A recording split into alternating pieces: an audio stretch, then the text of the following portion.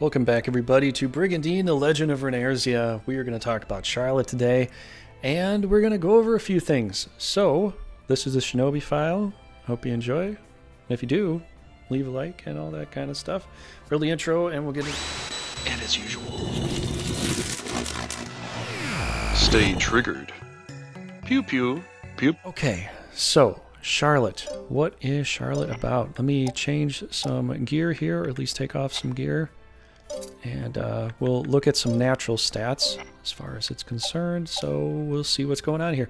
So Charlotte is essentially starting off as a, I believe, a Berserker or Barbarian class in this game. And you get a lot of heavy gear, and you don't really get a lot of heavy units in the Shinobi tribe, so Charlotte is actually a good, decent frontliner that you can use as a frontliner for Shinobi. And you know what? Honestly, in the past, I thought, well, we got a lot of dodge tanks. This is good and this is fine and all. But if you lose a few dodge tanks in battle due to magic or the fact that you're getting pincered or whatever, then you're going to be turning to Charlotte. You'll be relying on Charlotte for some battle things. So you get feint immunity as a Viking. I have Charlotte up to level 22 right here. You can see the hit points are 741. They're pretty good.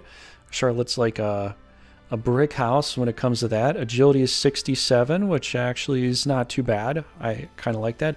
The only problem with Charlotte is a 3D seer. And, well, it's now E because we're in the Viking class, and D, you know, kind of moves up to that next level there. But Charlotte doesn't have a lot of great, you know, building stats as far as putting other monsters or things on the team. Room power 247, that's okay, you know, but really all you're going to get out of Charlotte is Charlotte, themselves. It's not going to be, you know, bringing in a whole lot of extra monsters and things like that. But you do get the good hit points. Intelligence 66 is, it's kind of okay.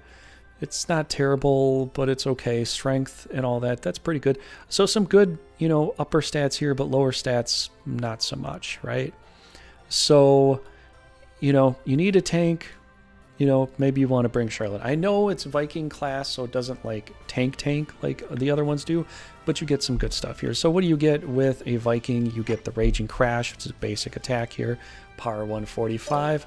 And before you get into this, think of kind of a mixture between Bagdamagus and Palomides. I'd say probably a little bit more agility than Bagdamagus, and I guess maybe close enough power as Bagdamagus. So I think Charlotte in this game might be the Bagdamagus of the game, I think.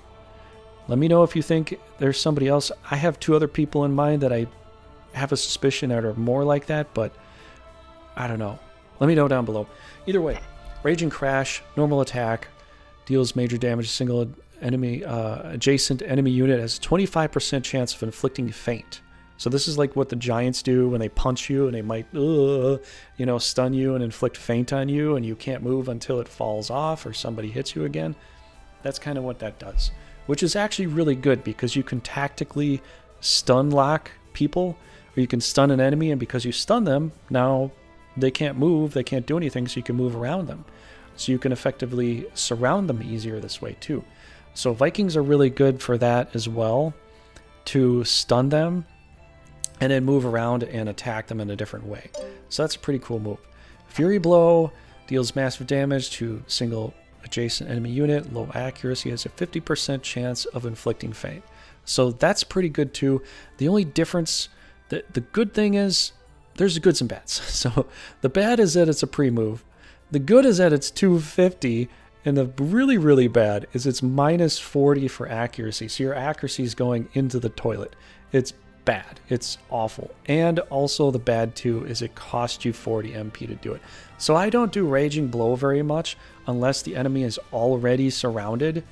And once they're already surrounded, and because this is a pre-move, you have to do it when they're surrounded, because you can't move into the position and then do this right away. You have to wait a whole turn. So it's better to bring, like, what I would suggest for Charlotte is to bring a bunch of wyverns into the battle, put a wyvern on the other side of the enemy where Charlotte already is, and then you can have Charlotte do her Fury Blow and just get a massive, put a massive dent in their hit points.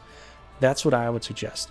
Dogs, wyverns, whatever you can bring to give this its oomph, and then you'll really enjoy it. So what is Disaster Swing here? Deals moderate damage to all units within a 1 hex radius, and it never misses. So this is I'm going to swing around me, and everything that's touching me around me, I'm going to hurt. And that includes allies too. So everything around her, you can do this, and then boom. It's a free hit, costs no MP at all, does 120 power, which isn't as strong as your basic attack, right? But it's still over 100. You don't even have to worry about accuracy. You will hit everything around you. It doesn't matter. You're just going to hit it. This is a perfect setup defensive position move where you can put yourself on a bridge or in the water. Well, since I'm Viking, I want to be in the water now. You can put yourself in the water, swing, hit everything, and they cannot counterattack this. So this is a non-counterable move, as you can see here, which shows the X over here, which I don't really cover very much because I don't get to. Most things do counter you, but this is the one thing that will not. So that's really cool for Viking, right? So, all right, let's move down here and see what this is. Raging Hurricane essentially deals massive damage to all units within a 1 hex radius, never misses, has a 10% chance of inflicting faint. So this is essentially Disaster Swing upgraded from 120 power to 200 power, right? So I'll put a little arrow there, but this does cost 100 MP to do, right?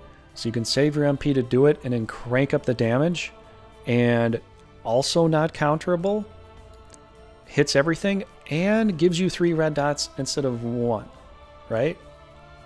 So absolutely better, but it will hit everything around you as well. So if you want to be tactically smart about this, don't put anybody directly next to your Viking.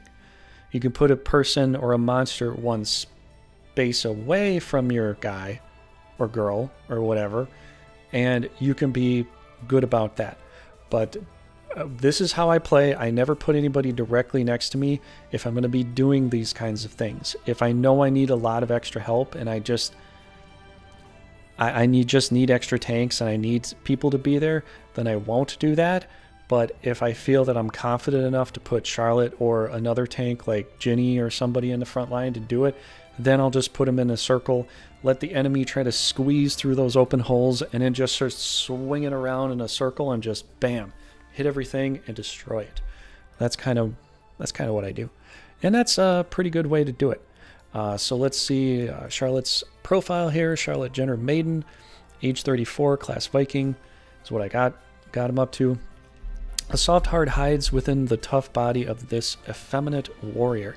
She played female characters in Norzalio's theaters shows as a child, but when she awakened to her mana powers, her body started gaining muscles rapidly, and she fled from the country in a state of self-despair.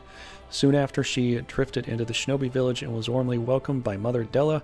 Finally, she found a place where she truly feels like she belongs. On a battlefield, she can often be seen relentlessly harassing the enemy's good-looking male commanders. Okay, so that's pretty much Charlotte in a nutshell. What I'd have to say is you can't bring, because of 3 EC here with character growth, rune growth, and not a very good rune growth, you can't bring a lot of stuff. I think wyverns and hot dogs or high dogs, whatever, those would be good to bring because they're very low costing, and then they can get around and let Charlotte do her, strong attacks, because you're gonna want to have to do it that way. It's just Viking is kind of set up in that situation here. This is the only one that's not a pre-move, and it's the only thing that's just a basic attack, and it's still good, and it gives you a little bit of accuracy, but you can see where the power comes in is these pre-moves here. And unfortunately, the cheapest one is minus 40 accuracy. So you kind of need to bring in other monsters to round out the Viking class, and especially when it comes to Charlotte here. So let me know what you think down below. How do you use Charlotte and all that? And I'll see you in the next episode, next Brigandine guide. Thank you so much for watching.